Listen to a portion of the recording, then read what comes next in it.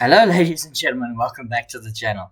Today we'll be talking about Tata Steel Round 1, Tata Steel 2025, the Wimbledon of chess. I don't have much to say. This is one of the most prestigious events held annually. It is invite only, except for the person who wins the challenges section.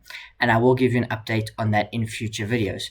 But today we are focusing strictly on the Masters section with all the big players, including the world champion, the classical world champion, Gukesh. It features many other players, so we will get straight into it then.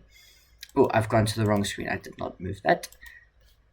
Editing bloopers as all the time, but here you can see the board, and we've got the first game on the screen for you. Luke Mendonca versus Vincent Keymer.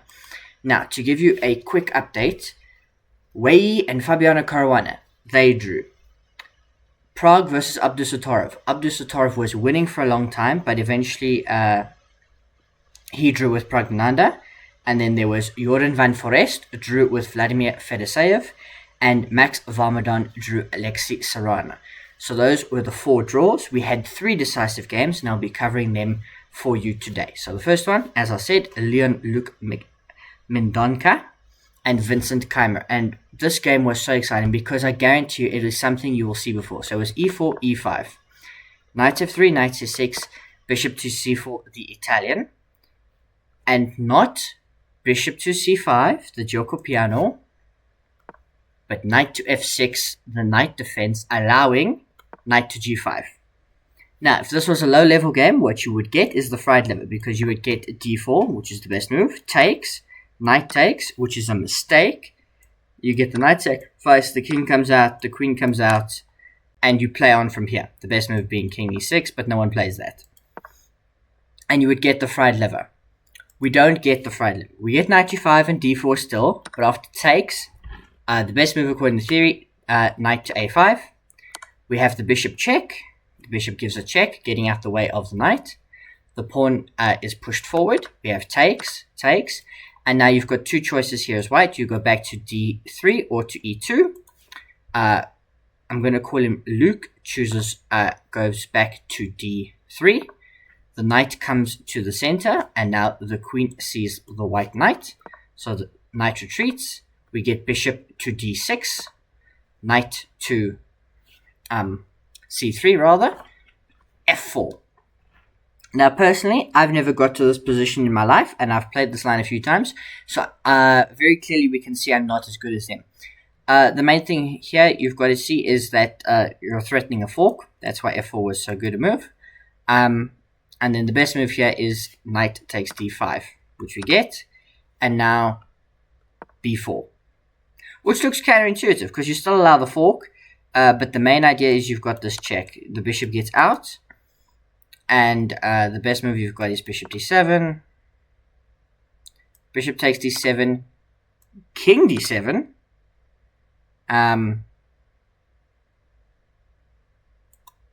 Bishop takes a5. B takes a5. And this is apparently the line that's best. We don't get that, so we get b4.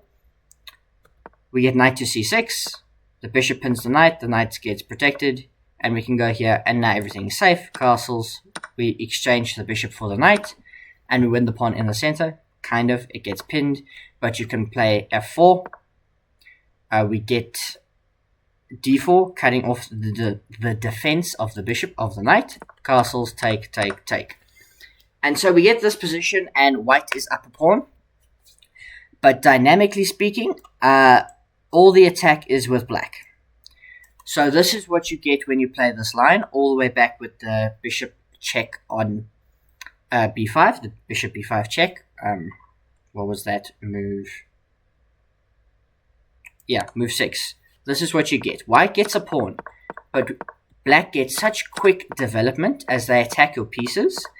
And even though you can develop and you get up a pawn, black has all the dynamic play. So as you can see, we get c4, and the queen comes out. And dynamically speaking, it's now level. White's up a pawn, but the position dynamically for black is so much better that it doesn't matter that black is down a pawn. And we see why. Because that bishop is staring there. The rook can come swing over. This rook will be joining the game. This bishop is staring at a pawn. They can't move.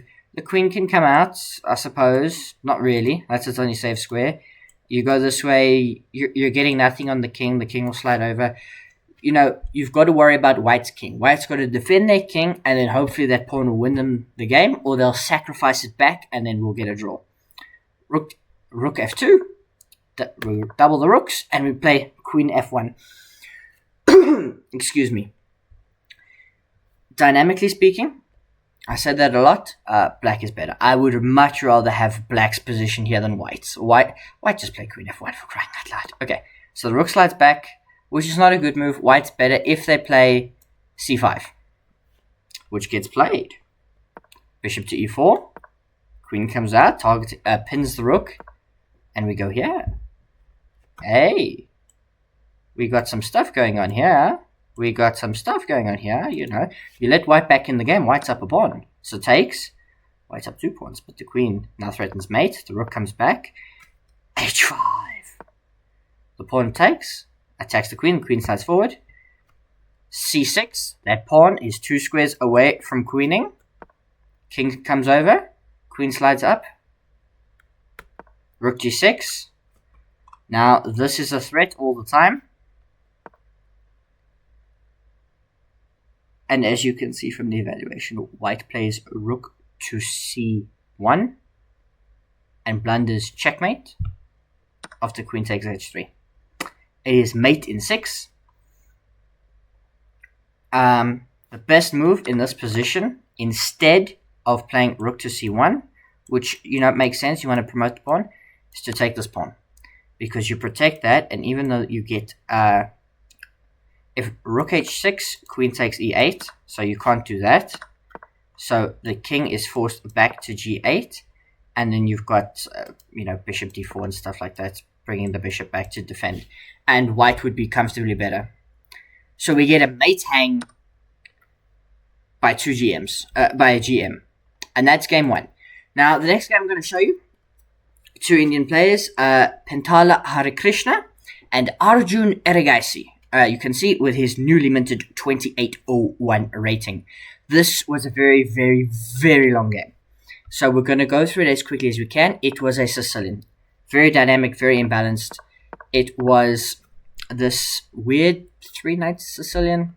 I don't know. It transposes into an open Sicilian. Knights come out. Bishop e2. Bishop fianchettos.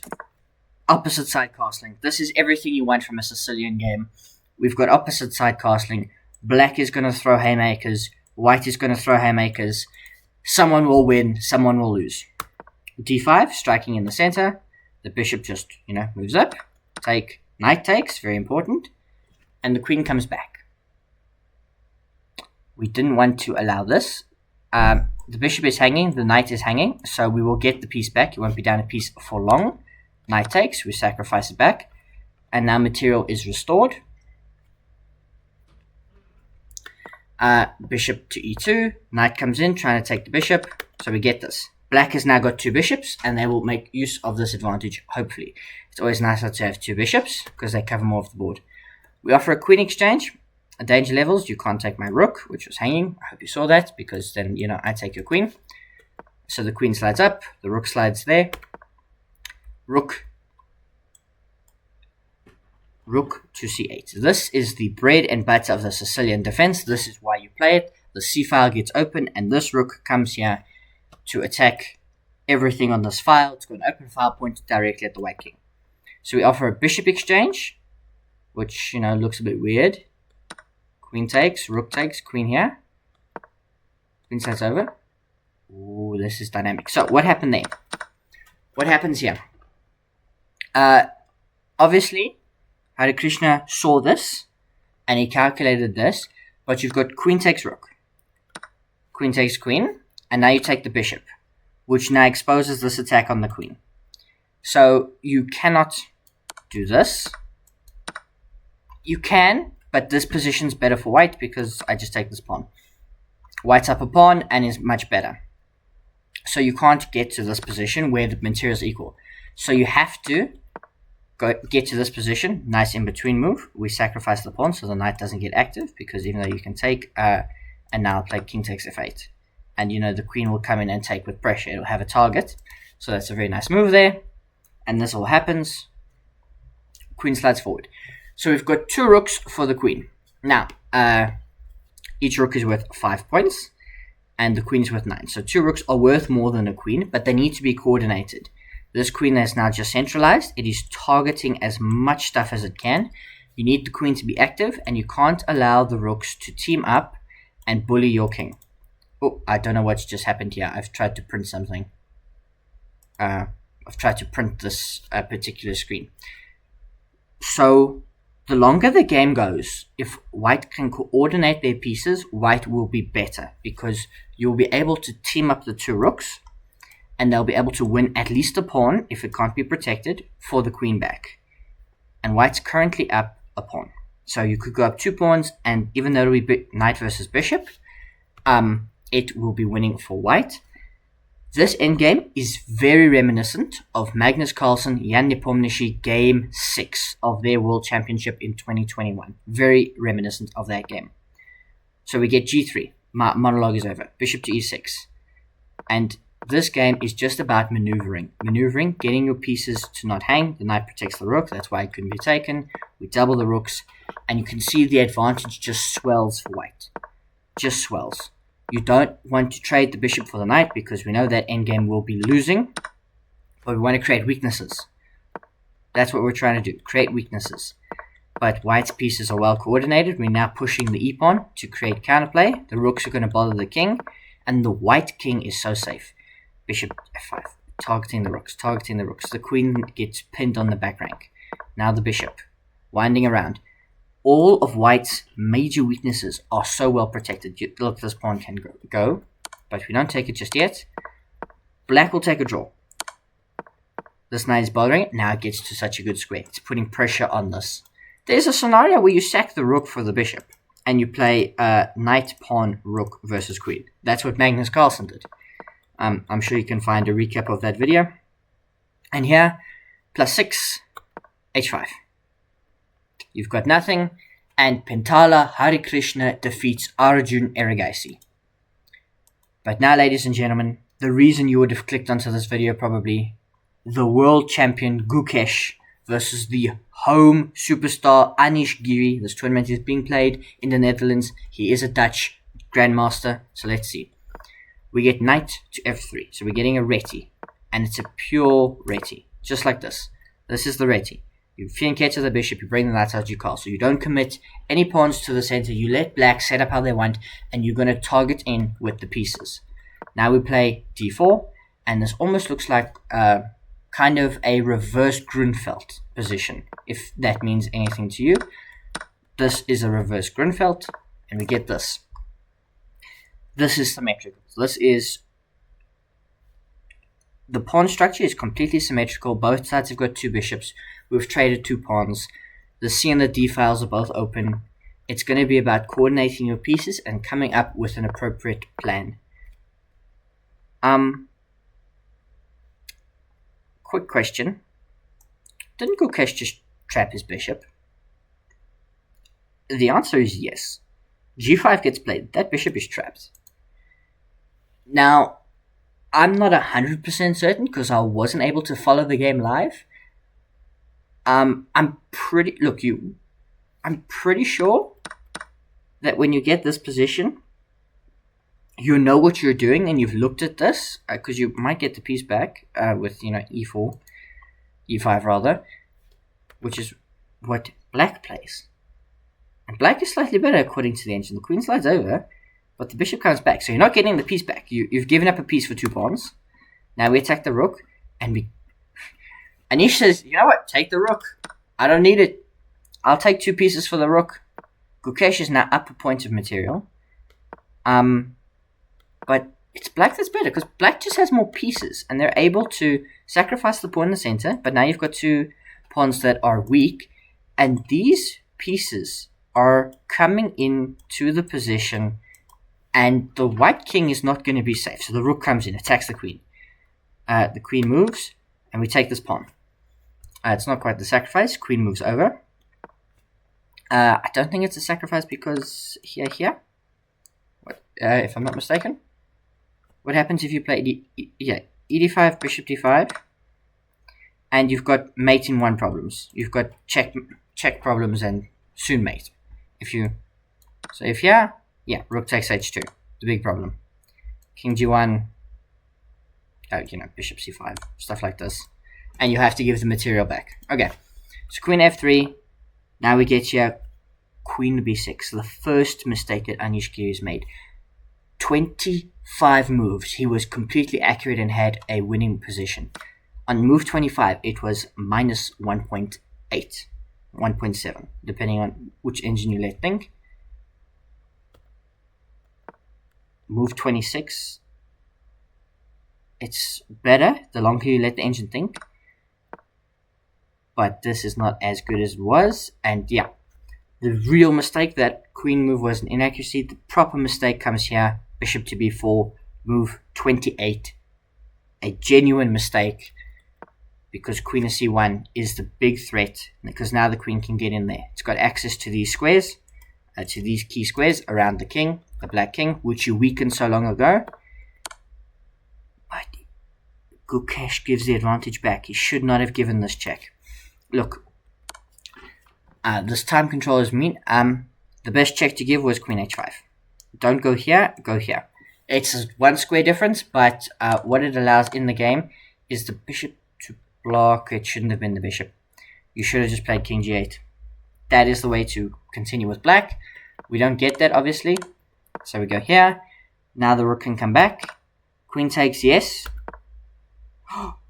He's losing again. For one move only. And Anish Giri finds it. Bishop to e4. The only winning move. Because again, you want to get your rook here. That is the key winning idea. So we take. It results in a fork. And the queen comes back. And now white is absolutely, completely winning. And it's an only move for black. Every other move is winning for white in this position. The only winning move for black is to play knight to g4. Hanging two pieces. But the queen comes in. This king is too weak. The bishop, it's too much. So you play queen takes h6 and then you get mated. So we don't do that. So what you need here is to sack the queen, force this, and take this. And you're lost. So Anish Giri misses it. And Gukesh does need a second chance. He trades the queens. And we get here, where Gukesh has got a rook for two pieces. But these pawns are very strong. And he wraps them up very quickly. The game ends here. Gukesh on move 28. If I scroll back, move 29. Here. Here.